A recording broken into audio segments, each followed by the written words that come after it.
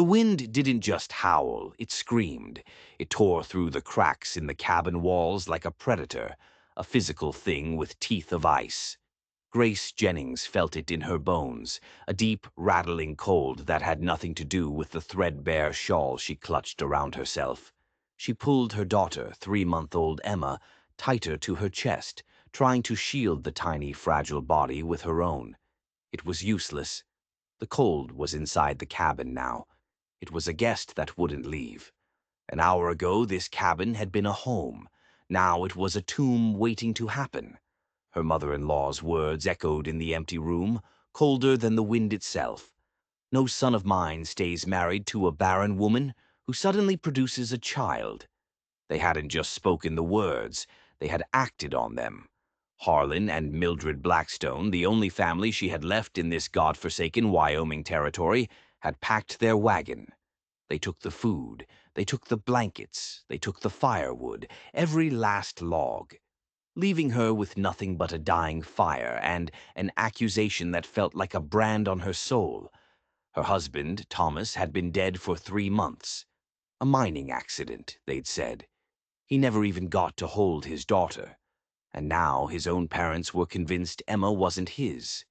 They looked at the baby's dark hair, so unlike Thomas's blonde, and saw proof of a sin she'd never committed. She paced the floor, the rough-hewn planks groaning under her worn boots. The movement did nothing to warm her. Outside, the sun had vanished behind the mountains, and the world was draining of color, turning a deadly shade of gray. Emma's whimpers were growing weaker, a terrifying sign. Her little face, once rosy, was now a pale, mottled red. They would not survive the night. That wasn't a fear, it was a fact. It was a simple calculation of temperature and time, a mother and a baby, alone, with no heat. The answer was always death. Grace stopped pacing. The stillness was a decision. She looked at the last glowing embers in the hearth, a faint orange pulse against the encroaching dark. It was a choice. Freeze here, in the home that had rejected her, or walk out into the storm and gamble on a miracle. There was no real choice at all. "I have to try," she whispered, her breath turning to frost in the air. She moved with a desperate, focused energy, stripping the thin mattress, pulling every scrap of fabric from her trunk. She wrapped Emma in layers of wool and cotton until the baby was a tight, secure bundle. She strapped the bundle to her chest, put on Thomas's old, heavy coat, and pulled the wide brim of his hat down low. She took one last look at the cold, dark cabin. Then she opened the door and stepped out into the blizzard. The world was a white nightmare. The wind hit her like a fist, stealing the air from her lungs. Snow, already past her ankles, swirled in a blinding chaos, erasing the world just a few feet from her face. The nearest neighbor was the Miller family, 5 miles away. 5 miles was a short ride on a clear day. On foot, in a storm like this, it might as well be the moon. Her boots were soaked in minutes. The icy water seeped through the leather, numbing her toes. She couldn't feel them. She just had to trust they were still moving. One foot, then the other. It became a mantra, a prayer chanted against the scream of the wind. Just keep walking. For Emma, just keep walking. She wasn't sure how long she'd been walking. Maybe an hour. Maybe a lifetime. The landscape was a featureless blur of white. Emma, who had been silent, started crying again. It was a thin, reedy sound, almost lost in the storm. Grace's own body was failing. Her arms and legs felt like lead. A deep, inviting weariness began to settle over her, a dangerous siren song promising rest. She knew what it was. The cold was winning. It was seeping into her core, slowing her heart, telling her to just lie down, just for a minute. "Please," she begged, the word torn from her throat. "Please, somebody help us." And that's when she heard it, a sound that didn't belong in the storm's symphony of chaos. Hoofbeats, steady, coming closer. Through the swirling snow, a figure emerged, a ghost on horseback. a tall man, broad-shouldered, his form made immense by a heavy winter coat. He pulled his horse to a halt, the animal snorting clouds of steam into the frigid air. "Madam, what in God's name are you doing out here?" His voice was deep, powerful, cutting through the wind. He swung down from the saddle with an easy grace. Grace couldn't make out his face, hidden by the shadow of his hat and the falling snow. All she could see was a savior. "My baby," she stammered, her teeth chattering so hard she could barely form the words. "Please, help my baby." The stranger didn't ask another question. He moved with startling speed, closing the distance between them. He swept her and the bundled Emma up as if they weighed nothing. He placed her on his horse, then mounted behind her, his body a solid wall of heat against her back. His arm wrapped around her waist, holding her secure. "My ranch is closer than town," he said, his voice a low rumble near her ear. "Hold on tight." He spurred the horse, not back the way she came, but turning into a different part of the storm. For a second, a spike of fear cut through her exhausted haze. She was in the arms of a complete stranger, riding into the unknown. But then the warmth of his body seeped through her frozen coat, and the fear was replaced by a desperate, clinging hope. Emma had gone quiet again, a terrifying, absolute silence. "My daughter," Grace gasped, twisting against him. She's too cold." "We're almost there," the man assured her. His breath was warm against her skin. "Just a little longer. Hang on." And then she saw it. A faint, golden light flickering in the blizzard. A beacon. The horse picked up its pace, sensing home. Minutes later, they were in the yard of a sturdy ranch house, the light pouring from its windows. The man dismounted in one fluid motion, lifting her and Emma down from the saddle. He carried them towards the porch, kicking the door open with his boot. "Logan," he bellowed, "get a fire going. Heat some water, now." The door was pulled open from the inside by a grizzled older man with a wiry beard. He took one look at Grace and the silent bundle in her arms, and his face went grim. He sprang into action without a word. "Right away, Mr. Oakes," he said. Mr. Oakes. At least her rescuer had a name. The inside of the house was a shock to her system. The air was warmer, smelling of wood smoke and coffee. Mr. Oakes carried her to a large chair by the stone fireplace, where the old man, Logan, was already coaxing a new fire to life. Now, in the light, she could finally see him. He wasn't old, maybe 30, with dark hair falling over his forehead and intense, concerned eyes that seemed to see right through her. He was handsome in a rugged, weather-beaten way. "I'm Lucas Oakes," he said, his voice softer now. He gently helped her unwrap the frozen layers from around Emma. "What's your name?" Grace Jennings," she managed, her voice a raw whisper. "This is Emma." Lucas worked quickly, his large hands surprisingly deft. He stirred the fire until it roared, throwing heat into the room. Logan appeared with blankets and a kettle of steaming water. Grace tried to check on Emma, but her own fingers were numb and useless, like frozen sticks. The baby hadn't made a sound. She was terrifyingly still. "May I?" Lucas asked, his gaze fixed on the tiny pale face. Grace could only nod, her heart a block of ice in her chest. Lucas took Emma with a reverence that startled her. He unwrapped the final blanket. Emma's face was as white as the snow outside, her lips a faint, terrifying blue. "She's too cold," Lucas said, his voice tight with urgency. "We have to warm her slowly." What he did next, she would never forget. Without a moment's hesitation, Lucas unbuttoned his own shirt, exposing a broad, warm chest. He placed the tiny frozen baby directly against his bare skin, holding her there with one hand. With the other, he wrapped one of the warm blankets around them both, creating a cocoon of flesh and wool. "Skin to skin," he murmured, more to himself than to her. "It's the best way." He began to rock, a slow, steady rhythm, humming a low tune under his breath. Grace watched, breathless, unable to do anything but pray. She saw the owner of a ranch, a stranger, holding her daughter against his heart, literally pouring his own life's heat into her. It felt like an eternity passed. The only sounds were the crackling fire and Lucas's low humming. Then, a stir. A tiny, almost imperceptible movement from the bundle in his arms. A moment later, a cry. It wasn't strong, but it was a sound. It was life.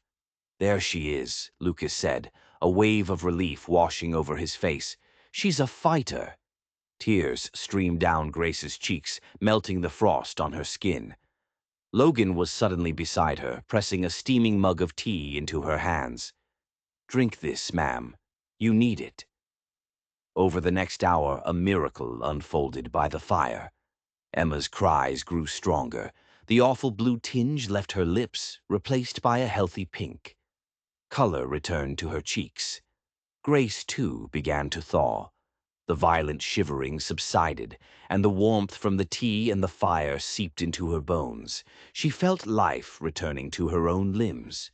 When Logan placed a bowl of thick, hearty stew in her lap, she ate like a starving animal. Finally, when she could speak without her teeth chattering, she looked at the man still holding her daughter. "Thank you," she said, the words feeling impossibly small. "You saved our lives." Lucas, who had finally, reluctantly passed a warm and fussy Emma back to her mother, just shook his head. "Any decent man would have done the same. But I have to ask, Mrs. Jennings, what were you doing out there?" The warmth of the room suddenly felt oppressive. The shame of her situation washed over her. She couldn't meet his intense gaze. "My in-laws," she began, her voice low. They left us. Took everything. Even the firewood." She forced herself to say the rest. "They decided Emma wasn't their son's child." Lucas's expression, which had been gentle, hardened into something like granite. His jaw clenched. "They left you to freeze to death," he said, his voice a low growl. "Who are these people?" "The Blackstones," she whispered. "Harlan and Mildred Blackstone. They have a homestead about 5 miles east of here." A flicker of recognition crossed Logan's face. "Harlan and Mildred," he grunted. "Mean-spirited folk. Been feuding with half the county for years over land and water rights." But it was Lucas's reaction that stunned her. He didn't just look angry. He looked familiar. He nodded slowly, his eyes dark and unreadable. "I know of them," he said, and the way he said it sent a shiver down her spine that had nothing to do with the cold. It sounded less like an acquaintance and more like a threat. He knelt beside her chair, his presence commanding. "Mrs. Jennings, you and your daughter are staying here, tonight and for as long as you need. We'll figure out the rest tomorrow." "I couldn't possibly impose." "It is not an imposition," he cut her off, his tone leaving no room for argument. "That storm is only getting worse. You need to rest. You're safe here." He said the word safe with a strange emphasis, as if it were a solemn vow. Later, Logan showed her to a small, clean bedroom at the back of the house. A simple bed was made up, warm and inviting. "Mr. Oakes." "He never married," Logan explained as he set a padded drawer on a stand next to the bed to serve as a makeshift crib for Emma. "This room was supposed to be a nursery one day, I reckon." The thought was a painful twist in her gut. After feeding a now content Emma, Grace laid her down in the drawer crib. The baby was asleep in seconds.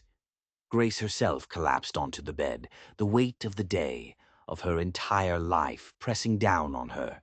She was asleep before her head hit the pillow, falling into a deep, dreamless void. She woke to two things she hadn't heard in a long time: bright sunlight streaming through a window, and the sound of a man's voice, singing softly. For a disoriented moment, she had no idea where she was. Then the memories of the storm, the rescue, the fire came rushing back. She sat bolt upright. Emma. The drawer was empty. Panic seized her. She threw the blankets off and ran from the room, her heart hammering against her ribs. She followed the singing into the main room, and there he was, Lucas Oakes, sitting in a rocking chair by the fire, bathed in morning sunlight. Cradled in his large, strong arms was Emma. He was rocking her gently, singing a soft Spanish lullaby. He didn't seem the least bit embarrassed when he saw her standing there. "Good morning," he said, his voice a low, pleasant rumble. She started fussing. "I didn't want her to wake you. I hope you don't mind." "No, no, of course not." Grace watched him, mesmerized. The way he held Emma, so securely, so tenderly. It was as if he'd been doing it his whole life. It was a picture of domestic peace that she had only ever dreamed of. You're very good with her." He smiled, a genuine heart-stopping smile that crinkled the corners of his eyes. "I'm the oldest of 7. Had a lot of practice." He carefully handed the baby back to Grace. The warmth of the fire, the smell of coffee brewing, the sight of this strong, kind man holding her daughter. It created an ache in her chest, a longing for a life she thought was lost forever. Reality came crashing back in. "I should go," she said, her voice tight. "If you can just point me toward town." "Town is 15 miles away, through 2 feet of fresh snow," Lucas interrupted flatly. He stood up, towering over her. "Besides, I've been thinking." He paused, and his next words changed everything. "I need a housekeeper." Grace stared at him, bewildered. "Pardon?"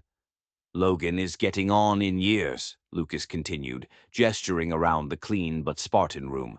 "He can handle the ranch work, but this place, it could use a woman's touch." His eyes met hers, and they were deadly serious. "I can offer you this room for you and Emma. Meals, fair wages, and it's safe here." He said that word again. Safe. Why did he keep saying it like that, as if there were dangers beyond just the cold and the Blackstones? "Why?" she asked, her voice barely a whisper. "Why would you do this for a stranger?" Lucas looked away for a moment, toward the fire.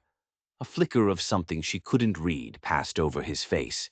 Then he smiled, a little too quickly. "Maybe I'm just tired of Logan's cooking," he said lightly. Then his expression sobered. "Or maybe I can see someone who's been kicked down and just needs a chance to get back up." He looked right at her again.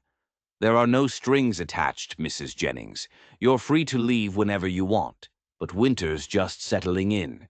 You and that little girl need a safe place to land." She thought about her options. She had none. No money, no family to turn to, and she knew the Blackstones. They would have already spread their poisonous lies all over the nearest settlement. No one would help her. This man, this stranger, was offering her a sanctuary. It was too good to be true. But what choice did she have? "All right," she said, her voice trembling slightly. "Until spring, at least." A look of profound relief crossed Lucas's face. "Good," he said, nodding. "Logan will be thrilled. He's been complaining about having to darn my socks for a month." The days that followed settled into an unexpected rhythm. Grace took over the house, cooking and cleaning, with a purpose she hadn't felt in months. She cared for Emma, watching her daughter thrive in the warmth and safety of the ranch. The house was no longer just a shelter, it was a home. Lucas and Logan were out most of the day, tending to the cattle, their figures dark specks against the endless white landscape. In the evenings, they would all gather around the fire. She learned more about Lucas. He was 32. He'd come west from Boston 15 years ago as a boy and worked his way up from a lowly ranch hand to owning this entire spread. He was quiet, but he was a watcher. She often felt his eyes on her when she was playing with Emma, a thoughtful, unreadable expression on his face. He never spoke of his family. He never spoke of a wife. He was a puzzle. A kind, handsome, generous puzzle. But there were pieces missing. A week after she arrived, Lucas rode in from checking the fence lines with a battered old trunk strapped behind his saddle.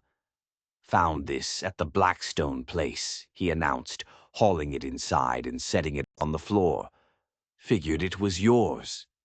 Grace dropped to her knees and threw open the lid. Her breath caught in her throat. It was all there. Her clothes, her few books, the small wooden box with her wedding ring and a tiny lock of Emma's baby hair, everything she had been forced to leave behind. "How?" she gasped, looking up at him. "How did you get this?" Lucas shifted uncomfortably, avoiding her gaze.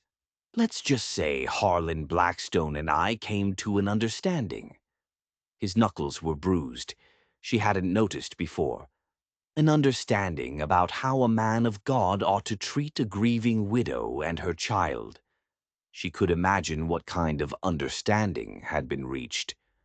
Lucas Oakes might be a quiet man, but she was beginning to see there was a core of steel running through him, a dangerous strength he kept carefully hidden.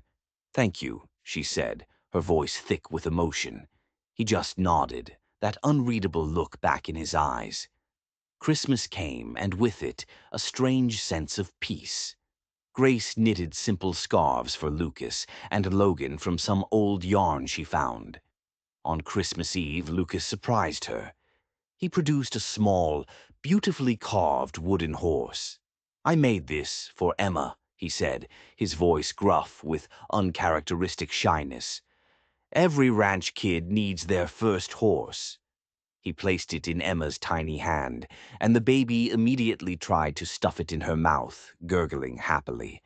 The sight was so painfully sweet, it made Grace's heart ache. Later that night, after Logan had gone to bed, and Emma was sleeping soundly, Grace and Lucas sat by the fire, nursing mugs of coffee. The silence was comfortable, easy. "Why did you never marry, Lucas?" Grace asked, feeling bold. He stared into the flames for a long time before answering. "I almost did. Once." His voice was low, laced with an old pain. "Her name was Elizabeth, a schoolteacher from back east. She couldn't handle the winters here. Lasted one season and went back to Philadelphia." It was a simple, sad story, but as he spoke, Grace noticed something odd. He kept rubbing the knuckles of his right hand, the same ones that had been bruised when he brought her trunk back. A nervous habit, maybe. Or maybe something more. "I'm sorry," she said softly. He shrugged, but it didn't look convincing. "It was a long time ago. What about you? Your husband?" "Thomas," she said, the name feeling strange on her tongue. "He was a good man, kind. His parents never approved of me. When he died, and then Emma was born, they decided I must have been unfaithful." She had to force the words out. "They said Emma, that she couldn't be his." Lucas's jaw tightened. "Some people are just cruel." "She has his eyes," Grace added, a desperate need for him to believe her. "I know she does." Lucas looked at her then, his gaze so intense it felt like he could see every secret she had. "You don't have to convince me, Grace," he said softly. "I believe you." But as he said it, his eyes flickered away just for a second, and in that moment she had the strangest feeling. He wasn't just comforting her. He was lying. January brought a blizzard so fierce it buried the world. For 3 days they were snowed in, the drifts piling up against the windows, plunging the house into a dim, twilight world. The forced proximity should have been awkward, but it wasn't. Grace found herself watching Lucas, learning the small things about him. The way he read, his brow furrowed in concentration. The deep, rumbling sound of his laugh when Emma did something funny. The impossible gentleness in his hands when he would hold the baby. Sometimes she would look up and find him watching her, and he would look away quickly, like a man caught stealing. There was a current running between them, an unspoken thing that hummed in the quiet spaces of the house. It was terrifying, and it was wonderful. Then in February, Emma got sick. It started as a small cough, but it quickly spiraled into something much worse. Her small body was racked with fever, her breathing shallow and ragged. For 3 days and nights, Grace and Lucas took turns sitting with her, bathing her in cool water, trying to spoon broth between her lips. On the second night, the fever spiked. Emma was burning up, her cries weak and pitiful. Lucas took one look at her and stood up. "I'm going for the doctor." Grace grabbed his arm. "Lucas, no, you'll never make it. The storm." "I'll make it," he said, his face set like stone. He was dressed and out the door in minutes, riding his strongest horse out into the teeth of a raging blizzard. 6 hours later, he returned. He was half frozen, covered in ice, but the town doctor was with him. The doctor worked over Emma for an hour, his face grim. He left medicine and instructions and a sliver of hope.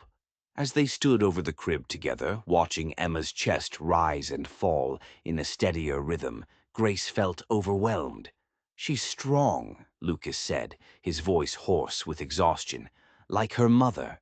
He was standing so close she could feel the heat radiating from him. She looked up into his eyes. I couldn't have done this without you," she whispered. For a long, breathless moment, she thought he was going to kiss her. He leaned in, his eyes searching hers. But then he seemed to catch himself. He took a step back, clearing his throat. "You should get some rest, Grace. I'll watch her." He had pulled a wall down between them, and she had no idea why. As winter finally began to loosen its icy grip, a new kind of fear began to grow in Grace's heart. Spring was coming. She had only promised to stay until spring. The thought of leaving the ranch, of leaving Lucas, was a physical pain. Emma was thriving. She was babbling, sitting up, a happy, healthy baby who adored the tall, quiet man who would spend hours on the floor with her, letting her pull at his hair. "She's got you wrapped around her little finger," Grace said one evening, watching the scene. "Can't help it," Lucas grinned, letting Emma pat his face. "She's irresistible." The words slipped out before she could stop them. "You'll make a wonderful father someday." Lucas's smile faded. His eyes met hers over the baby's head, and the air crackled with that unspoken thing again. "Maybe," he said, his voice strangely quiet. The moment was broken by the arrival of a rider from town, carrying a letter. It was from the Blackstones' lawyer.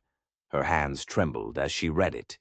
They were formally contesting her right to any of Thomas's inheritance, what little there was.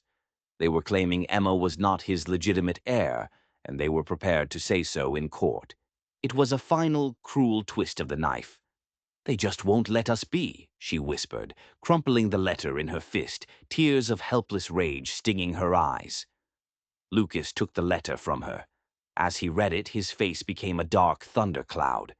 "This is not right," he growled. "It doesn't matter," Grace said, her voice choked. "There's almost nothing to inherit anyway." "It's the principle of the thing." Lucas's voice was sharp, angry. "They're trying to brand your child, to erase her." He looked at her, his eyes blazing. "I know a lawyer in Cheyenne, a good one. We are going to fight this, Grace." "Why? Why are you doing all this for me?" The question hung in the air between them. Lucas ran a hand through his dark hair, a gesture of pure frustration. "Because," he said, his voice low and strained, "because I care what happens to you and Emma, more than I should." Her heart did a painful little flip in her chest. "What? What does that mean?" He took a step closer. "It means I've grown attached, Grace, to both of you, and the thought of you leaving when the snow melts." He shook his head, unable to finish the sentence. "I don't have to leave," she whispered. His head snapped up. His eyes bored into hers. "What? If you still need a housekeeper." "That's not what I'm asking, Grace." He cut her off, his voice rough with emotion. He took another step, closing the space between them. "I'm doing this all wrong. I should be courting you, giving you time to grieve properly. But seeing this letter, seeing them still trying to hurt you. He took a deep breath, like a man about to dive into deep water. I need you to know you have another option. What option? Stay, he said, his voice dropping to a whisper. Don't stay as my housekeeper. He reached out and took her hand, his touch sending a jolt through her. Stay as my wife. Grace felt the world tilt on its axis. Wife. His wife. The word was a bomb exploding in the quiet room. She stared at him, speechless. I know it's sudden, he rushed on, his thumb stroking the back of her hand. I know you're still grieving Thomas, but I love Emma as if she were my own flesh and blood. And I hope, there could be something real between us, too. People will talk, she said weakly, the first thought that came to her stunned mind. They'll say exactly what the Blackstones are saying. They'll say I was unfaithful. Let them talk, Lucas said, his voice fierce, protective. We know the truth. He squeezed her hand. I'm not asking for an answer right now. Just think about it. Please. That night, sleep was impossible. Her mind was a whirlwind. Lucas was offering her everything she'd ever wanted. A home, security, a father for her daughter. And maybe, just maybe, love. She thought about his kindness, his strength. She remembered him holding Emma against his bare chest, breathing life back into her. She remembered him riding into a blizzard to save her. This wasn't just kindness. It was something more. She thought of Thomas.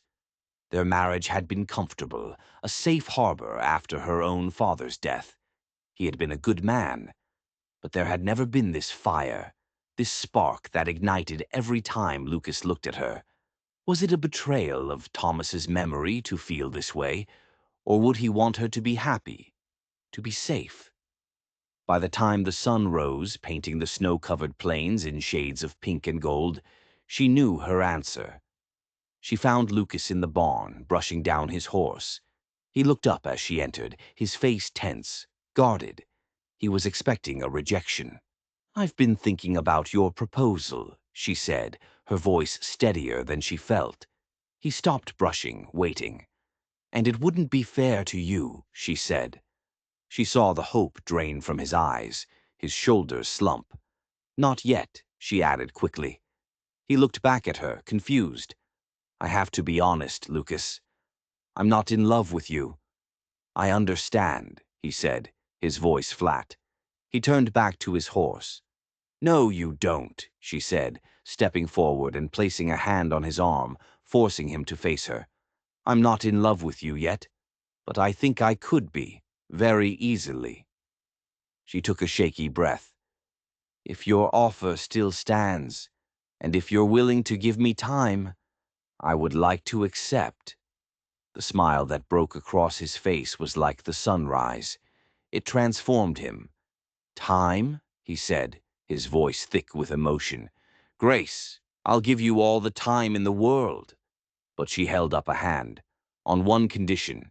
I want us to court, properly, for Emma's sake and for ours. I need this to be real. Lucas took both of her hands in his grip warm and strong. I would like that very much, he said. And so began the strangest and most wonderful spring of her life. Lucas courted her with a sincerity that melted her heart. He brought her bouquets of wildflowers. They went on picnics by the thawing creek. He read poetry to her by the fire at night. And through it all, he treated her with a tender respect that made her feel cherished. He never pushed, never demanded. He was simply there, a steady, unwavering presence in her life, and she was falling for him deeper every day. The way he loved Emma with a fierce, protective devotion sealed her fate. He wasn't just a good man. He was the best man she had ever known. Then, one day in early May, another letter arrived from the lawyer in Cheyenne. The Blackstones had dropped their case. All of it. The letter was brief, but it hinted that new evidence had come to light. evidence that Harlan and Mildred had illegally taken property that rightfully belonged to Grace after Thomas's death. The lawyer mentioned that a Mr. Oakes had been instrumental in uncovering this proof. That evening, she confronted him. "You did this," she said, her voice full of awe. "You fought for us, from the very beginning. Why, Lucas?" "The truth." He looked at her, his dark eyes serious. "Because the first moment I saw you, standing in that snowstorm, holding on to your daughter for dear life, something inside me shifted, Grace. I knew right then that you were meant to be in my life, and I would not stand by and let anyone ever hurt you or that child again." It was all she needed to hear. Later, as they walked by the creek, with Emma sleeping soundly back at the house under Logan's watchful eye, Grace stopped under a canopy of blooming apple blossoms. "I don't want to wait any more," she said. Lucas looked at her, a question in his eyes. "For what?"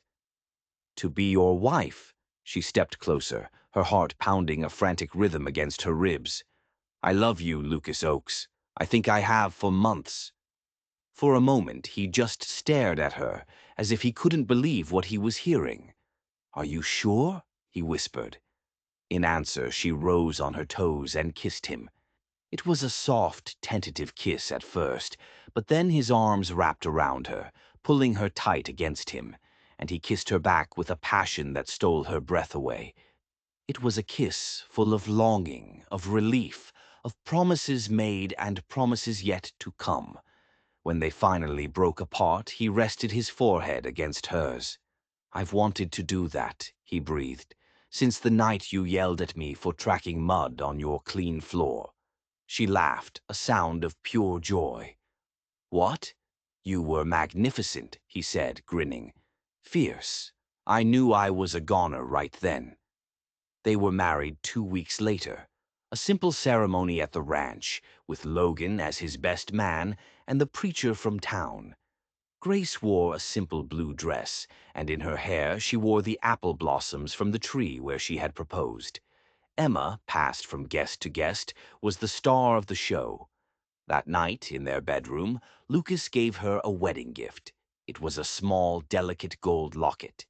Inside, on one side, was a miniature portrait of Emma. On the other, a tiny, painted likeness of himself. "So you'll always have us close to your heart," he said, fastening it around her neck. "So you'll never feel alone again." She turned in his arms, her eyes shining. "The night you found us," she whispered, "you built a fire to keep us warm. But you did more than that, Lucas. You lit a fire in me. You kept us warm. You kept us safe." He cupped her face in his hands. "And I always will, Grace. I always will." 5 years passed. The ranch prospered. They had 2 more children, both boys with their father's dark hair and their mother's determined spirit. The small, abandoned cabin where Grace's nightmare had begun was now part of their land. They had fixed it up, and on clear days, Grace would sometimes walk there with the children, a quiet testament to how far she had come. The story of how Lucas Oakes rescued the widow and her baby from the blizzard became a local legend, a tale told around campfires. The Blackstones, shamed and ostracized, had sold their land and moved away years ago. One evening, as they sat on the porch watching their 3 children chase fireflies in the twilight, Lucas put his arm around her. "What are you thinking about?" he asked. She leaned her head on his shoulder, breathing in the familiar, comforting scent of him. "I was just thinking," she said, "about how one act of kindness can change the world." He kissed the top of her head. "You and Emma changed my world, Grace." But as he said it, a shadow passed over his face, a flicker of that old, hidden pain she sometimes still saw in his eyes when he thought no one was looking. The story he'd told her about his lost love, Elizabeth, who went back to Philadelphia, had never quite sat right. Logan, in a rare moment of candor fueled by whiskey one night, had let slip that Elizabeth was buried in the town cemetery. He'd clammed up immediately after, but the seed of doubt had been planted. There was a secret Lucas still kept, a piece of the puzzle that was missing, and she had the terrifying feeling that the story of their rescue, the story that had become their family's founding myth, was not the whole truth, not even close. If this story left you with chills, and you believe there's more to Lucas's past than he's letting on, do us a favor and hit that subscribe button. You won't want to miss what comes next.